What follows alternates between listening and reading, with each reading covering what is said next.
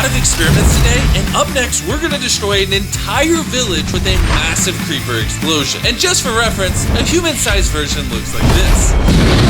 But we're gonna be detonating one 50 times bigger. Steve, somehow you survived the last creeper. This one, I'm not quite sure you're gonna survive. Oh, we don't believe Steve's gonna make it? Oh, heck no. Even though this is 50 times bigger, it has 200 times the TNT. Bye, Steve. Okay, let's head in the bunker. Bye, Steve. Let's send Steve into the abyss. And just so you know how big this creeper is, Steve is actually taller than me. All right, we're in the green zone. This is gonna be a massive explosion. It's getting closer.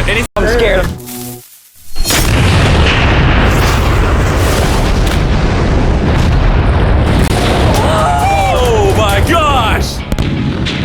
Oh my gosh! I'm speechless for I'm once. still processing that.